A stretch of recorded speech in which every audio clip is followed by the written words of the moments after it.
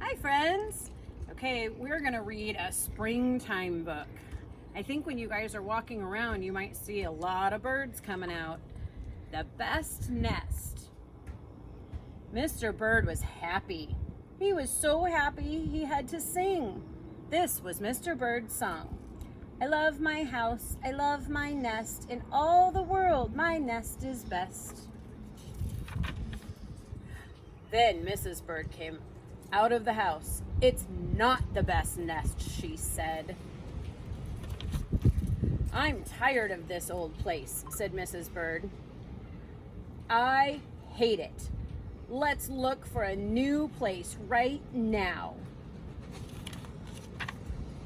So they left the old place to look for a new one. This place looks nice, said Mr. Bird. Let's move in here. But somebody else had already moved in. So they looked at another house. This one looks nice, says Mr. Bird, and there's nobody in it. You're wrong, says Mrs. Bird. This house belongs to a foot.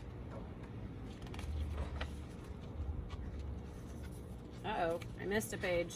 That's not good. Oop, so they went on looking. I like this one, said Mr. Bird. It has a pretty real flag on the roof. I've always wanted a house with a flag, says Mrs. Bird. Maybe this place will be all right.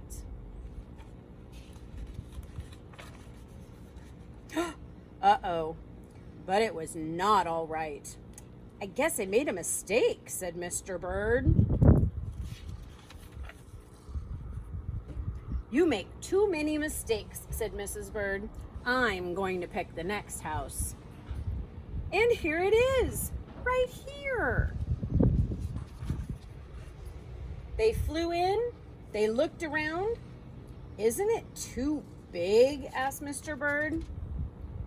I like this big place, said Mrs. Bird. This is the place to build our new nest. They went right to work. They needed many things to build their nest. First, they got some hay. Then they got some soda straws and brown straws from a broom. And they got some sweater string. They got some stocking string and some mattress stuffing. They got some horsehair and they got some man hair. That's funny.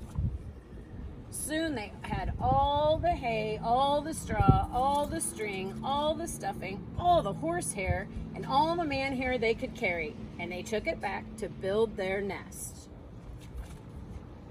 Mr. and Mrs. Bird worked very hard. It took them the rest of the morning to finish their nest. This nest really is the best, said Mrs. Bird. I want to stay here forever. Mr. Bird was very happy too. He flew to the top of his house and he sang his song again. I love our house, I love our nest. In all the world, our nest is best. He was so busy singing, he didn't even see Mr. Parker coming. Every day at 12 o'clock, Mr. Parker came to the church. Mr. Parker came to pull a rope. The rope went up to the bird's new nest.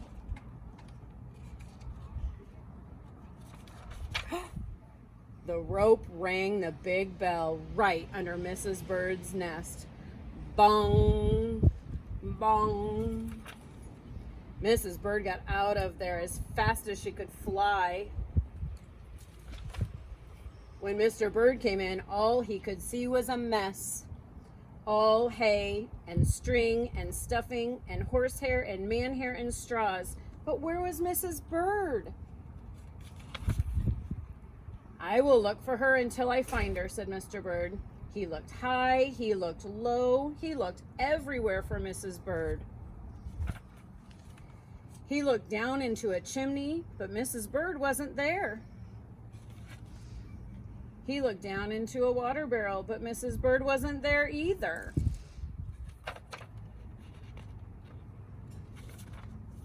Then he saw a big fat cat.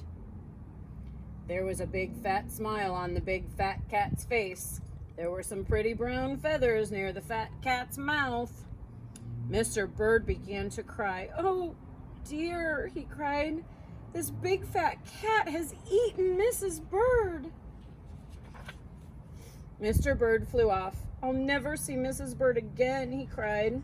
It was getting dark, and it began to rain. It rained harder and harder. Mr. Bird could not see where he was going.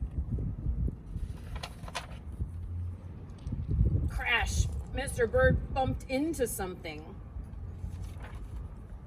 It was his old house. That old house that Mrs. Bird hated. "I'll go inside," said Mr. Bird. "I'll rest here until the rain stops."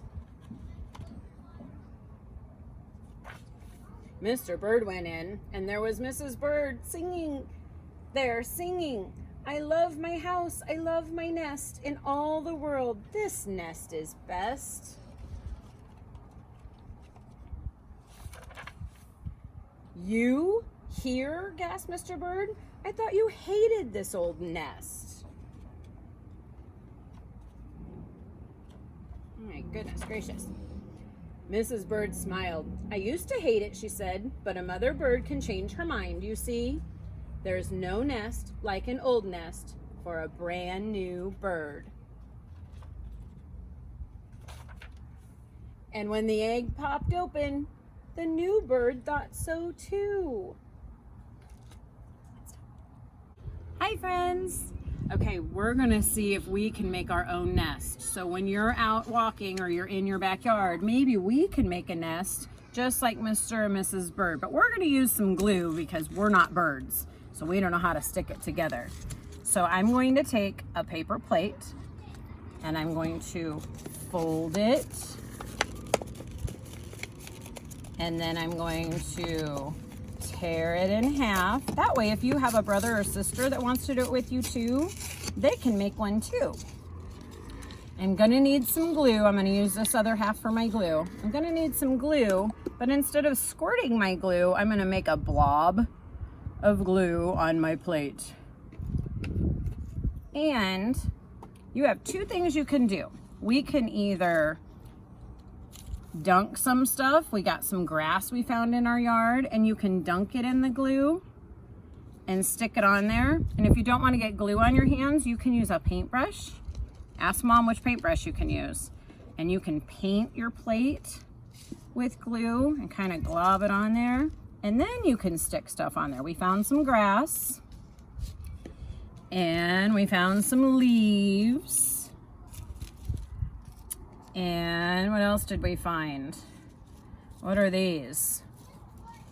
Yep, sticks. You can break sticks into little ones because the birdies need the little ones to carry to their nest. And you can stick them in the glue. And we found some string. Somebody must have left string in the yard. So we put some of that on there. And we need lots and lots of glue to hold it on because the birds use mud and they intertwine it. They kind of weave their stuff together and we're not good at that. So we're not a bird. So we're gonna do it this way. Here's some more leaves and some more grass. Oh, and I think I found a straw. Kind of some straws. I am still getting dirty, that's okay. Put some more leaves over it. Put some more glue on it. Make sure you cover your whole plate. And see what different kind of leaves and grass you can find. Like we have different kinds of ones that we found in our yard. And when we went on a walk, here's a blue string straw, more of a straw that we found. We can stick that on there. You'll probably have to leave it outside to dry. Or you might have to leave it somewhere where Mom won't get all her stuff all sticky, or you won't get your food sticky. And put as many things on there as you can to make your own nest. and see if it looks like the nest that you found when you went for a walk. Maybe when you take some walks, you could look in the trees and in the bushes and count how many nests you see. You should start to see a lot of them with all the birds that are out now. Good deal. Good job. And you can make your own nest at home. Good job, my friends.